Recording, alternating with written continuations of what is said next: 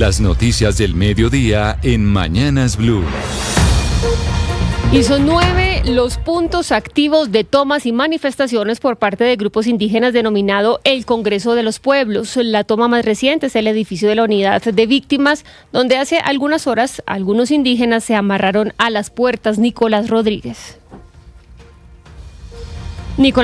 estará en algunos minutos reportándonos, por supuesto, lo que está sucediendo con este día de manifestaciones y marchas aquí en Colombia, especialmente en la capital del país.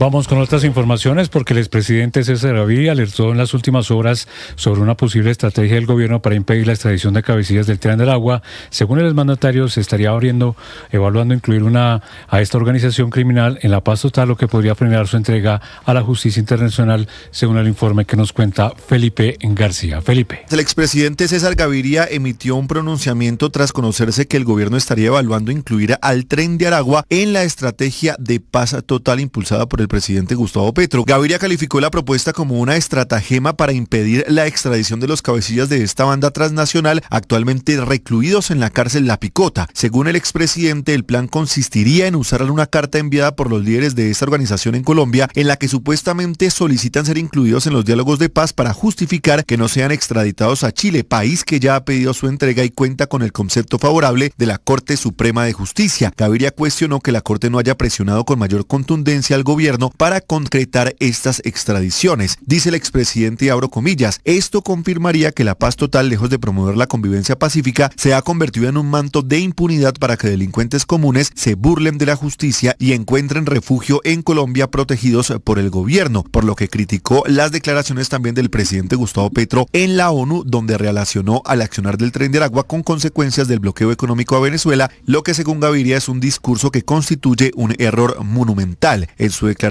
recordó que Estados Unidos ya declaró al Tren de Aragua como organización terrorista y que la nueva política antidrogas impulsada por Donald Trump contempla incluso el uso de la fuerza militar contra estas estructuras calificadas como grupos armados no estatales.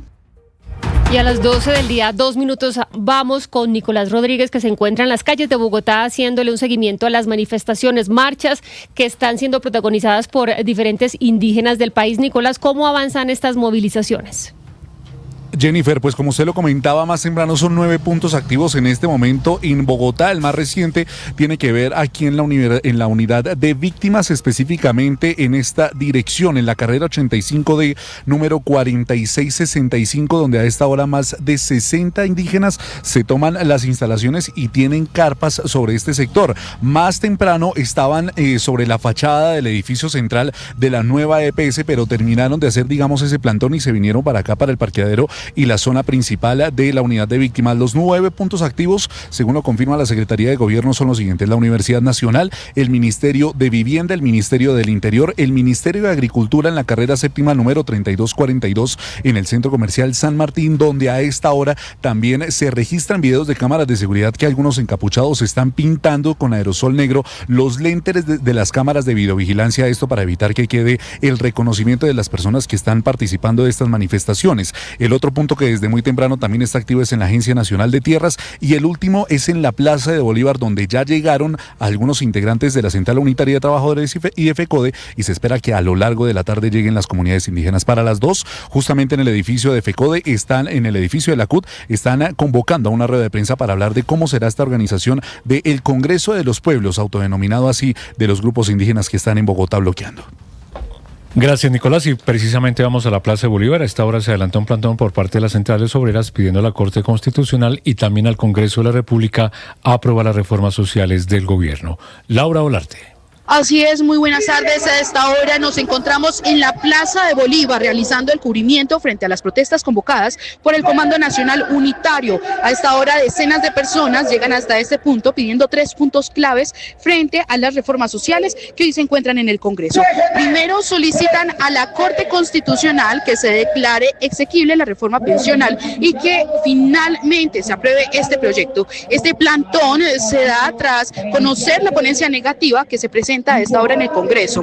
Además, piden que finalmente también se apruebe la reforma a la salud, reforma que ha permanecido en debate en la Comisión Séptima y que denuncian que lleva alrededor de 8 meses sin que se trabaje en ella. Y adicionalmente, piden ejecutar la reglamentación para garantizar los recursos a regiones y a municipios para poder cerrar las brechas que existen en educación, salud y la prestación de servicios como lo es el del agua en todo el territorio nacional. Todo esto por medio del proyecto de la Ley Orgánica del Sistema General de Participaciones que atiende los servicios básicos. Fabio Arias, presidente de la CUT. Una consulta popular y que nosotros estaríamos obviamente encaminados a desarrollar la más amplia movilización social para que sea el pueblo entonces el que apruebe las normas que o la Corte Constitucional o el Congreso de la República no quieran aprobar. El pueblo tendría, ahí sí como se dice, el poder popular. Por el momento la movilización continuará hasta que se conozca un veredicto, como lo mencionaba el presidente de la CUT. En caso de que no se aprueben estas reformas sociales, se tomarían medidas de participación ciudadana con el gobierno nacional. La senadora Angélica Lozano está considerando tomar medidas legales luego de que la Corte Suprema de Justicia archivara el proceso en su contra por las versiones de presunta corrupción en el metro de Bogotá. Andrés Carmona.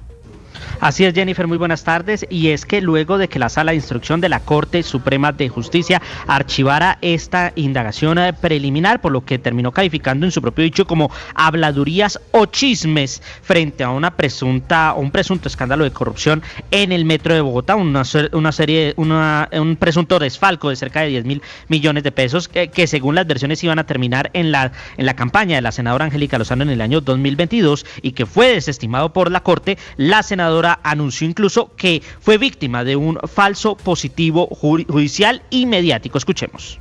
Se inventaron elementos como que este señor fue empleado del Ministerio de Transporte en alguna época, falso. Hice un derecho de petición y obtuve un certificado en que él fue empleado un año en 1977 del Ministerio de Obras Públicas. El Ministerio de Transporte es nuevo, surgió hace pocos gobiernos. Entonces, cuando se archive en la Fiscalía el caso de Claudia, tomaremos decisiones de pasos a seguir. Dice la senadora Lozano que tanto la Procuraduría desestimó las investigaciones contra ella y contra su esposa, la hoy precandidata presidencial y exalcaldesa de Bogotá, Claudia López, que ya lo hizo la Corte Suprema y que espera que en los próximos días también lo haga la Fiscalía en el caso de la investigación contra la exalcaldesa Claudia López, que incluso en este caso el presunto testigo o a quien le habían interceptado las conversaciones reconoció que esas eran habladurías, chismes, pero que lo trataron de vincular al Ministerio de Transporte como empleado cuando simplemente había sido contratista del entonces Ministerio de Obras Públicas en los años 70, Jennifer. Gracias, Andrés. Entre tanto, la defensora del pueblo, Iris Marín, pidió a la Comisión de Regulación de Comunicaciones retirar el requerimiento de información enviado a los medios de comunicación al advertir que puede vulnerar la libertad de prensa. Cristian Correa. En una carta dirigida a los comisionados de la Comisión de Regulación de Comunicaciones, la defensora del pueblo Iris Marín advirtió que solicitar documentos internos como actas, relatorías o manuales editoriales bajo amenaza de sanciones administrativas constituye una forma de control estatal sobre la prensa, contrario a los artículos 20, 73 y 74 de la Constitución. La funcionaria recordó que la Corte Constitucional ha reiterado que la libertad de prensa tiene una protección reforzada y que el principio de responsabilidad social no autoriza la supervisión de los contenidos ni procesos internos por parte del Estado. Citó además pronunciamientos de la Corte Interamericana de Derechos Humanos y del Comité de Derechos Humanos de la ONU que respaldan la autorregulación periodística como garantía de la independencia. Aunque la Comisión de Regulación de Comunicaciones aclaró que su requerimiento tenía fines informativos y no sancionatorios, la Defensoría consideró que la decisión sigue siendo ambigua y puede tener efectos inhibidores sobre la deliberación periodística. Marín instó a la Comisión a retirar formalmente el requerimiento y propuso un diálogo que fortalezca el pluralismo, la calidad informativa y la confianza ciudadana.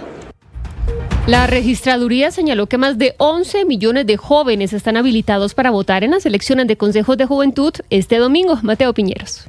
Este domingo se van a realizar las elecciones a los consejos municipales y locales de juventud en todo el país. En este contexto, la registraduría reveló que más de 11 millones de jóvenes entre 14 y 28 años están habilitados para votar. Esta es la segunda vez en Colombia que se van a realizar las elecciones a los consejos de juventud. El registrador Hernán Penagos. Porque los jóvenes de 14 a 17 años podrán votar en cualquier lugar cerca a su residencia o al lugar donde se encuentren el día de la elección, y tenemos una aplicación que permite identificar claramente a los jóvenes cuando salgan a votar, de manera que no lo hagan 2 o 3 veces, porque estos jóvenes van a votar en cualquier lugar. La registraduría está habilitando 6.372 puestos de votación en todo el país y en total tendremos 19.000 mesas este domingo. Después de estas elecciones vendrá el 26 de octubre la consulta del Pacto Histórico, para la cual se hará un despliegue logístico igual al de unas elecciones normales. Y más de 500 familias resultaron afectadas por las fuertes lluvias del puente festivo, esto en el departamento del Meta. Carlos Andrés Pérez. Se trata de los municipios del Castillo y Vistahermosa, donde como consecuencia de las fuertes lluvias que se registraron ayer, se desbordaron los ríos Cumaral y Urichare, afectando 14 veredas y dejando más de 500 familias afectadas. Así lo confirmó a Blue Radio el coronel Jorge Díaz, director de la Defensa Civil en este departamento. 2 municipios afectados. Tenemos el municipio del Castillo por desbordamiento del río Cumaral. Se afecta unas 14 veredas. Tenemos más de 500 familias afectadas. En lejanía tenemos desbordamiento del río Urichare, barrio Manantial, 20 familias damnificadas. Organismos de socorro y las autoridades ya atienden la situación, ya se hace una evaluación de daños y necesidades. Varias familias perdieron sus enseres. La Fiscalía imputó cargos al exgobernador de Santander, Mauricio Aguilar, por presuntas irregularidades en el proceso de elección del Consejo Directivo de la Corporación Autónoma Regional para la Defensa de la Meseta de Bucaramanga. Verónica Rincón. La imputación de la Fiscalía al exgobernador de Santander, Mauricio Aguilar, ante el Tribunal Superior de Bogotá está relacionada con no atender presuntamente 13 recusaciones durante el proceso de elección del Consejo Directivo de la Autoridad Ambiental de Bucaramanga en 2023, por lo que habría incurrido en el delito de prevaricato por acción. Los elementos materiales indican que presuntamente dio continuidad al proceso y permitió que 4 alcaldes del área metropolitana de Bucaramanga fueran escogidos para conformar el Consejo Directivo. Para la Fiscalía Delegada de la Corte Suprema de Justicia, el exgobernador Aguilar profirió una determinación contraria a la ley al omitir el trámite legalmente establecido para las recusaciones. Y luego de luchar por más de 10 meses por su vida en Medellín, falleció Gabriel Taborda, recordemos el vigilante de 66 años que fue brutalmente golpeado en el municipio de Ciudad Bolívar, repetimos, en el departamento de Antioquia. Héctor David Santamaría. Esta historia comenzó el 8 de diciembre de 2024 cuando quedó registrado en video la brutal golpiza que le dieron a Gabriel Ángel Taborda, de 66 años, un vigilante que se encontraba parado en la calle del municipio de Ciudad Bolívar cuando fue abordado por varios hombres que luego de un cruce de palabras lo golpearon salvajemente. Taborda fue remitido con urgencia hasta Medellín, donde murió en las últimas horas. Sobre los responsables del atroz crimen, se sabe que las autoridades han identificado a 7 personas, 5 ya capturadas. El coronel Oscar Rico, comandante de la policía en Antioquia. Gracias a un trabajo de apoyo por nuestra Seccional de Investigación Criminal, se establece la identidad de este sujeto, alias Ibargüen, 34 años de edad, quien es reconocido, tiene una orden de captura por tentativa de homicidio agravado. Todo indicaría que el ataque terminó con el trágico desenlace se habría dado porque días antes el mismo Taborda habría logrado prevenir un robo.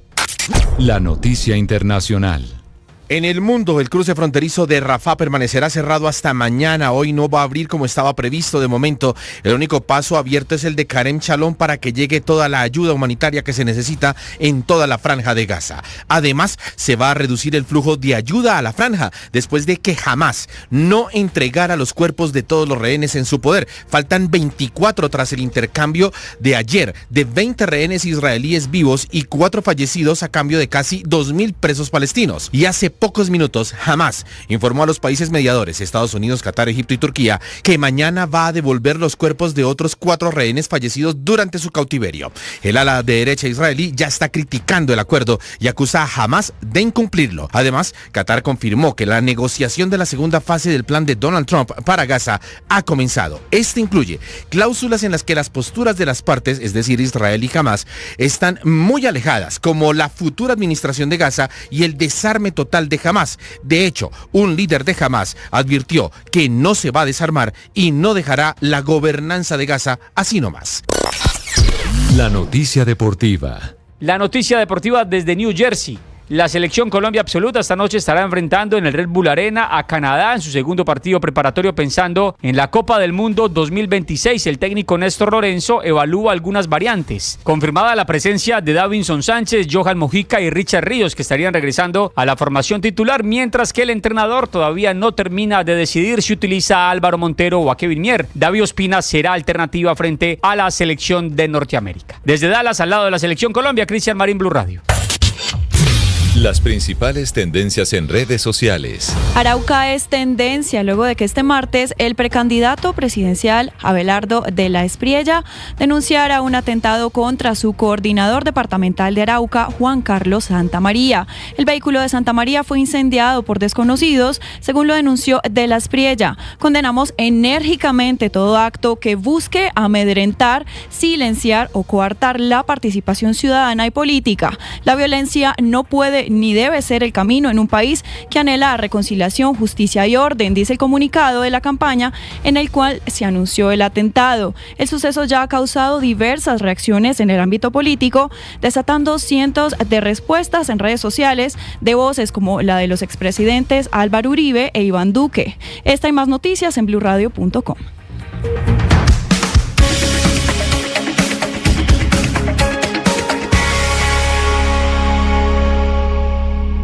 Llega el mediodía.